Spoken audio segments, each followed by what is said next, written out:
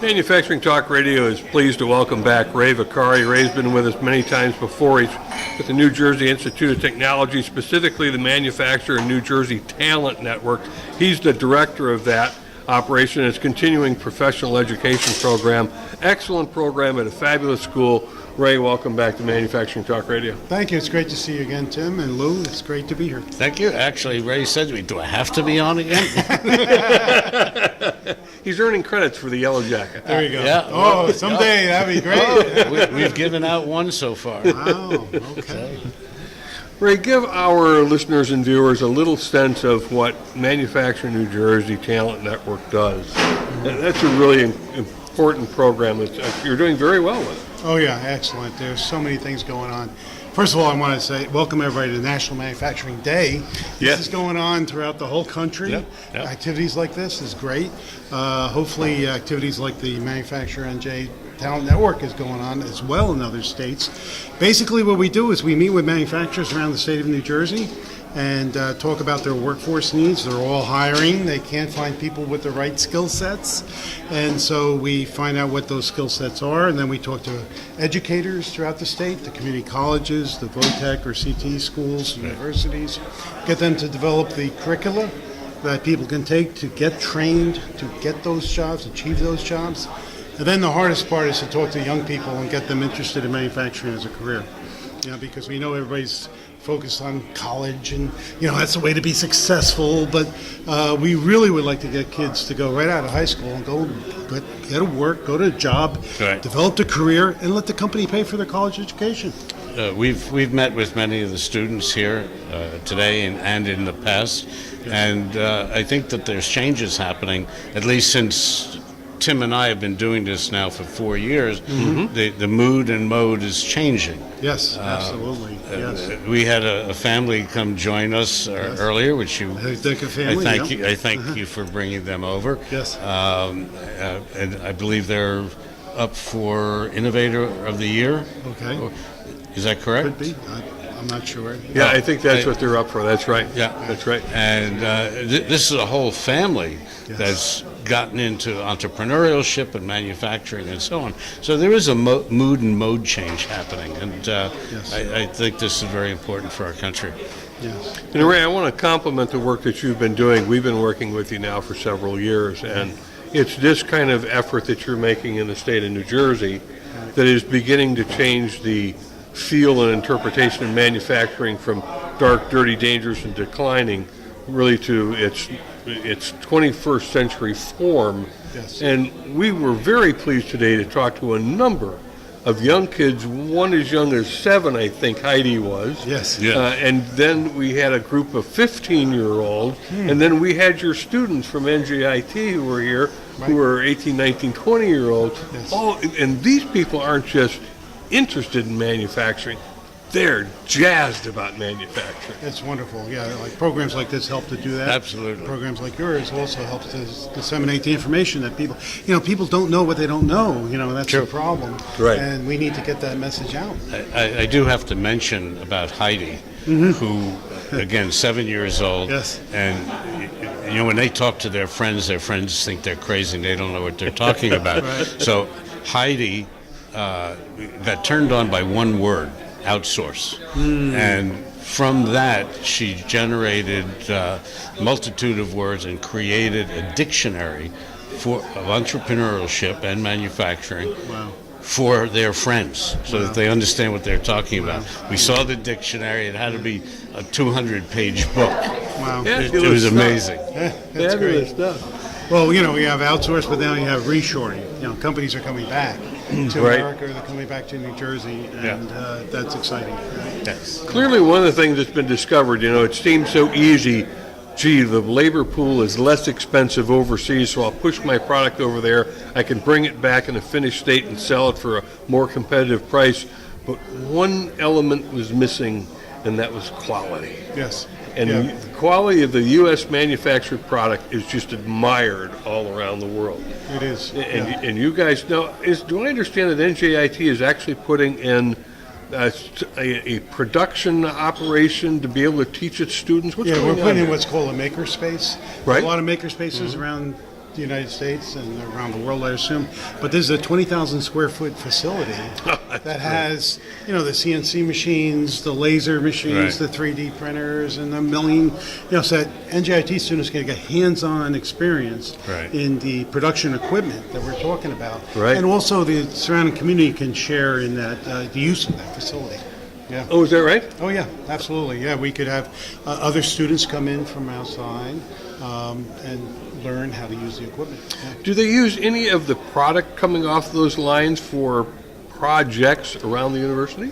Yes, absolutely. There are a number of competitions that the Oh. school participates in, and this is a great. They have, I think it's the Bayou. There's a car that they make. They compete, through nationwide, and this is Right. an opportunity for them to use the materials and the equipment there to build that car. Yeah. Very neat. Wow. And is that a race car by chance? Yes. Yes. I think even All Metals and Forge Group has over the years contributed some Right. bar stock and things to Right, the students right. Yes. for that race car. That's Right. great. Yeah, it's a fascinating thing. Very good. So where is Manufacture New Jersey going? What are its goals and objectives over the next 5 years? Well, we are creating what's called high-quality manufacturer-driven partnerships throughout the state.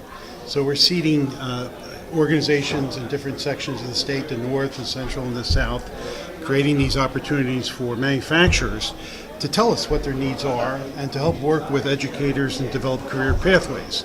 So those are a series of meetings that we're having. More and more manufacturers are getting involved with this. They're running these programs, and we're helping out. The other thing that we're doing is focusing on apprenticeships. There's been a lot of great. talk about apprenticeships, and what we've done is Manufacturer NJ Talent Network is now a sponsor of apprenticeships in New Jersey for manufacturers. Right. And what that means is we help manufacturers identify potential apprentices. We help them set up the program. We help them identify which jobs are apprenticeable for them. We work with the local schools to do the related technical instruction that's needed, and we help with the reporting. So, when we talk about the number of companies in New Jersey, 11,000 manufacturing companies, 90% have 50 or less employees. They don't have the large HR departments to conduct the overhead. This makes it, by us being a sponsor of these apprenticeships, we make it easier for these companies to incorporate and start apprenticeships. Just so our listeners get a better sense of how big Manufacturing Day has become, and I don't know the current number of participants for today. I remember last year, I think it was around 3,000 companies in all 50 states and Puerto Rico. I think that's fairly accurate. Do you know what the number is for today? Nationwide, no, but I know that we have probably about 500 people here in this Right. facility, Right. and a large portion of them are manufacturers. Sure, So sure. the word is going out, but I'm not sure about Yeah, nationwide. it's getting bigger and But it bigger. is, yes. And someday we may even hear about it on mainstream news. Yeah, if you guys can help out. The other thing that we do is it's not associated with New Jersey or National Manufacturing Day, but we also run New Jersey Makers Day once a year. And Makers Day, Which is we were held involved. You were involved with, of course, and you help with that dissemination of information. It's usually around the end of March. It's a Friday and Saturday in March. We started this. We're working with the Piscataway Public Library System. Right. Because when you want to reach out to young people, where do you go? Libraries is a great way to get to them. And we started 3 years ago. We had 18,000 people participating, which was great. This past March, 80,000 people participated. Incredible number. Right. Yeah, it's fantastic. And I have to tell you that we were there at the Hillside Yes, Library. yes. And I had called the Star Ledger newspaper and told them about this, and that, why don't you come on down, and it's a great story. It's about manufacturing. Yes. There's going to be tens of thousands. At that point, I didn't know how many. Right. I did learn later it was 80,000, Right. and they flatly turned us down. Unbelievable. This is, Well, it again, doesn't they don't know bleed. what they don't know. It They doesn't don't- bleed. Yeah. That's right. If it bleeds, it leads, and Yeah. but manufacturing really is not just the heartbeat of New Jersey, but it's the heartbeat of the United States. Sure. And people tend to underestimate it because of the way the Bureau of Labor Statistics measures it. And they say it's 12%. Lou and I say it's a third.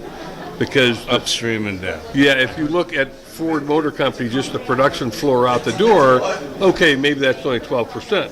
But all the rest of the employees at Ford are going to be shocked to find out they're not in manufacturing. Yeah.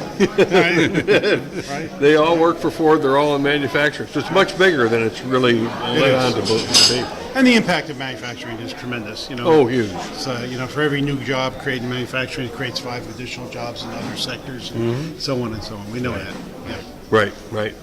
Well, Ray, we always enjoy speaking with you. I have to ask you one more question because of the apprenticeship programs you're putting together. It sounds to me like when you put those together, you make it easier for the smaller company to not have to reinvent the wheel at every single company. Correct, absolutely. And a lot of these companies, they recognize that they have to train people.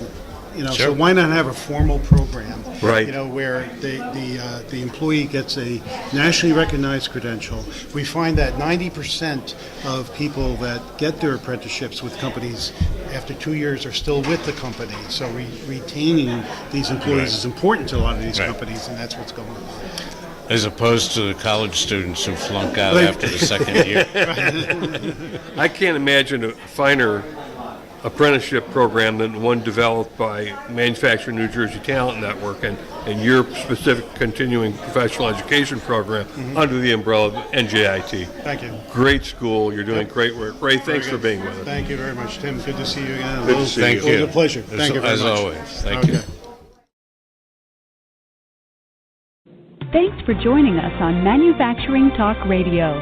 You can hear our next broadcast each Tuesday at 1 p.m. Eastern Standard Time at mfgtalkradio.com.